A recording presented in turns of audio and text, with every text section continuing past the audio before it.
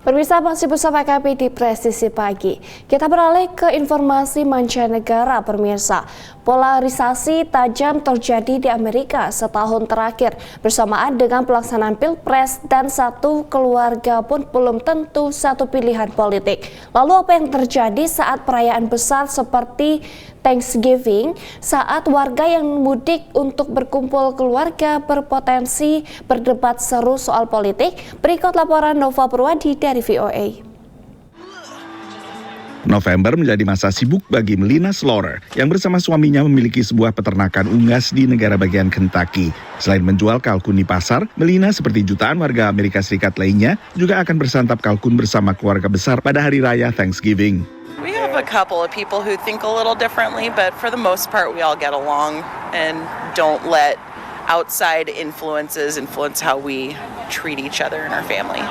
Melina selalu menghindari bicara soal politik bila berkumpul keluarga besar, apalagi di tahun berlangsungnya pemilu seperti sekarang yang diwarnai polarisasi sangat tajam. Yeah, we don't ever bring politics up at Thanksgiving. It's about family, it's about, hanging out with our kids and teaching them how to be thankful and not finding ways to argue. Pendapat serupa diungkapkan sebagian pembeli. I don't think it will heat up in our home, but I would recommend other families that might have some kind of disagreement on the outcome of the election to definitely avoid it, yes. Well, the whole point of Thanksgiving is to be thankful for each other, not to be griping at each other, so it's probably not a good thing to bring up something like that. Survei baru oleh YouGov menemukan sekitar 17% warga Amerika Serikat mengatakan mereka akan terlibat pertengkaran soal politik saat bersantap Thanksgiving bersama keluarga besar. Angkanya lebih tinggi untuk responden usia 30 tahun ke bawah, yaitu sekitar sepertiga responden. During times of family stress, especially during the holidays, when difficult topics come up, civil discourse can really help us to have more productive conversations. And by productive, I don't mean productive in the sense of coming to an agreement. That almost never happens in these cases. What I mean is that we show each other respect and we learn something from one another. Catherine Joyce mengatakan komunikasi perlu didasari keingintahuan, menghindari prasangka, konstruktif, dan tak berupaya mengubah pendapat lawan bicara. What's really powerful is when people enter this mindset of curiosity, where they are genuinely waiting to hear what someone has to say, and instead of rushing to judgment about what they mean, or if they're affiliated with this party, they must think this, or vice versa.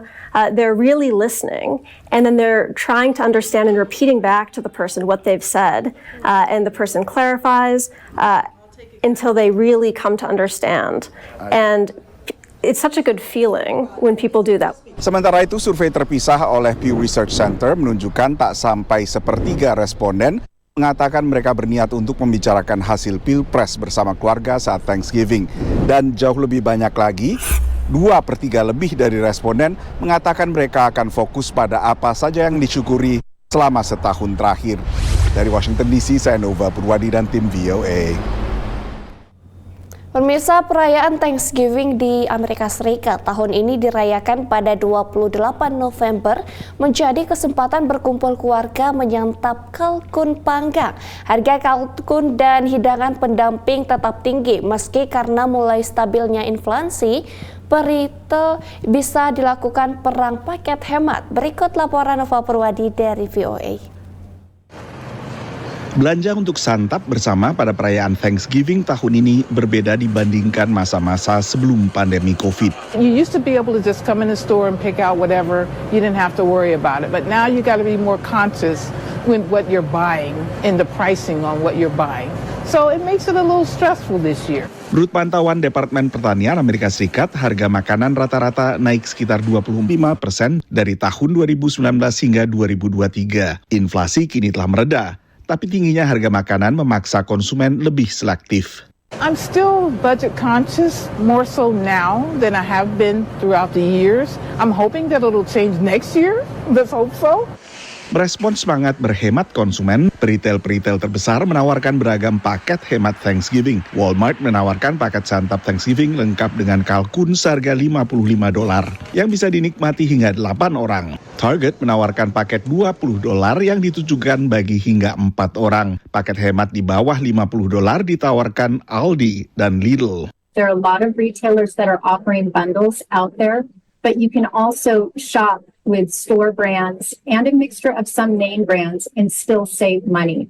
We think this is the year where you have a little bit more flexibility with some of the name brand choices as we've seen that pricing gap reduce. Berdasarkan temuan Wells Fargo Agri-Food Institute, harga daging kalkun bermerek nasional seperti Butterball dan Perdue turun dibandingkan tahun sebelumnya.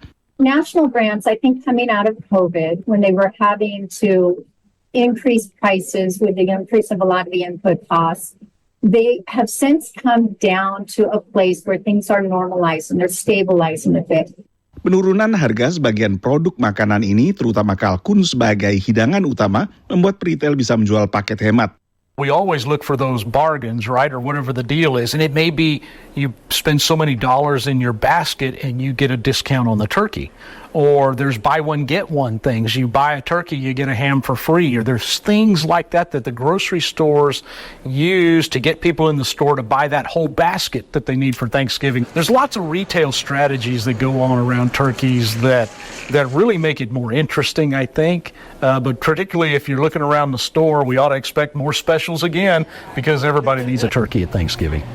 Dua liburan yang identik dengan santap kalkun di Amerika Serikat, yaitu Thanksgiving dan Natal, selalu membawa pemasukan tambahan bagi supermarket dan industri sejenis. Menurut konsultan Circana, pemasukan untuk Thanksgiving tahun 2023 misalnya, menambah pemasukan supermarket sebesar sekitar $2,4 miliar.